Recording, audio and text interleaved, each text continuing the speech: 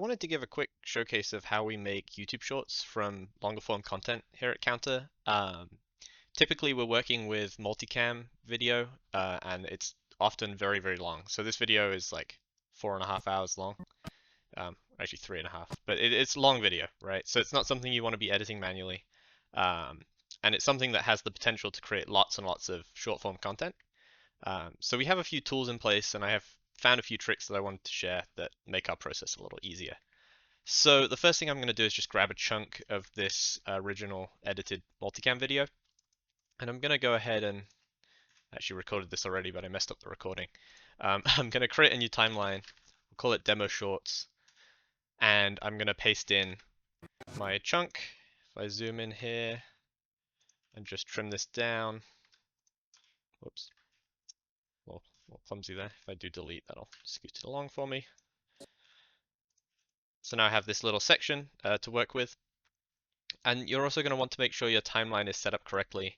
So in this case, my project is already set to vertical, but if yours isn't, yours will look something like this. You'll want to select 1920 by 1080 and then vertical resolution.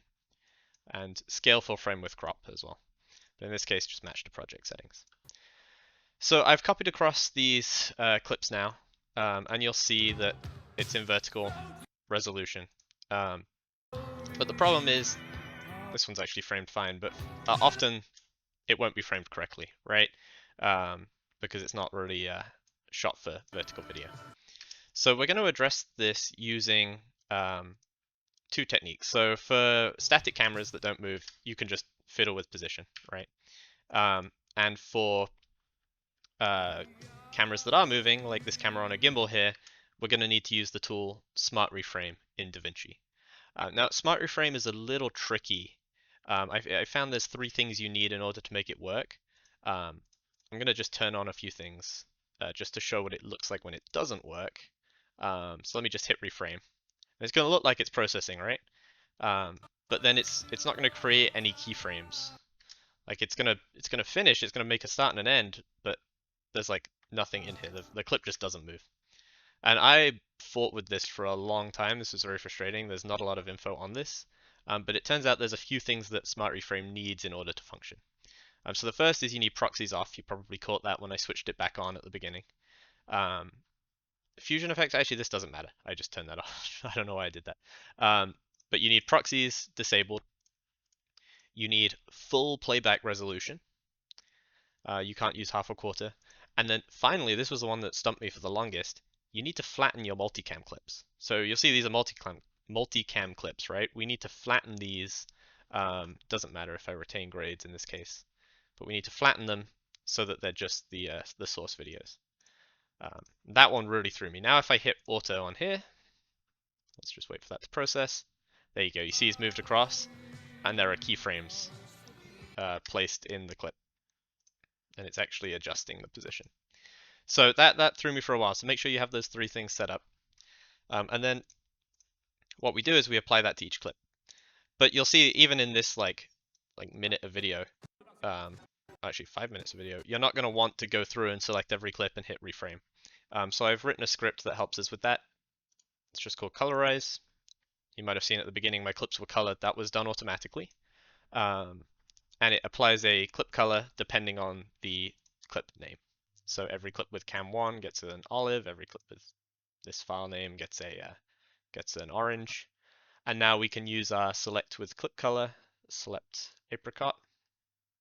You'll see up here it's just listing 1 clip, but if we click on any of these, it'll say multiple clips. And now everything we do here will apply to all of them. So we'll hit reframe. And we're going to wait for this to complete. All right, so this is almost done. You'll see it's on 9 of 9 clips. And now we can check out the results. So you'll see that if we click around through these orange color clips, that the subject is pretty much always center frame. It's done a pretty good job here of tracking him. There's a little pan there, but it follows him okay. Oh, there we go. So you'll see that basically did like half an hour of work just in a click. If you do find that Smart Reframe messes up, in this case it's kind of easy because there's only one performer, but sometimes it'll track onto like the drummer off in the corner. what you can do is just on a clip by clip basis, just reset, switch to reference point.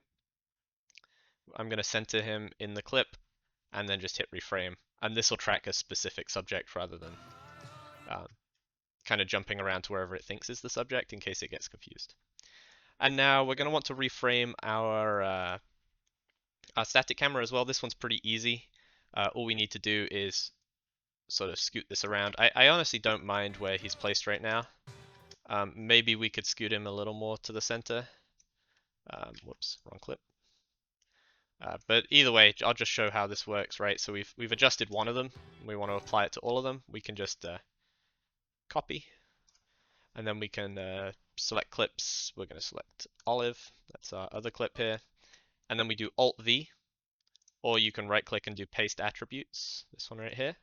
And to paste position, we just select position, and anything else you've changed. So if you want to do like your plugins, your fusion effects, whatever it is, crop, zoom, just hit apply. And now every single clip has been, well, every single static camera clip has been moved. Great, so now we have a chunk of video that is functional as a YouTube short, just as it is. It's retaining the original edit, but it's been reframed for vertical. And now all we need to do is go ahead and make slices of it to be YouTube shorts. And I have another script that helps me with this. I've got it in my edit workspace here. It's called Shorts. And what it does is it simply uses timeline markers as the beginning of shorts. So if I find a moment that I like and I want a short to start there, I just hit M, or you can click on the button over here and I drop a marker. And then say I want to do another one, I can drop M, or press M, drop a marker. And I'll basically just watch through the video in real time and just drop these whenever I find a moment that I think is interesting or engaging.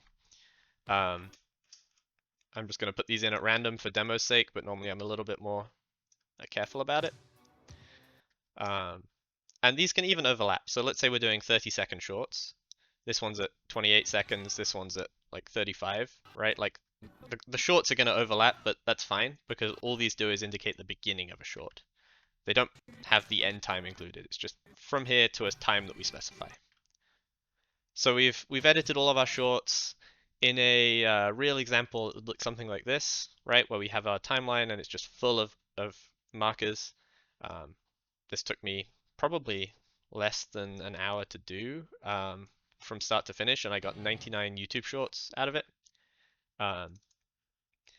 And now we have that, we can go ahead and go to Workspace, go to Workspace Scripts, and run our short script.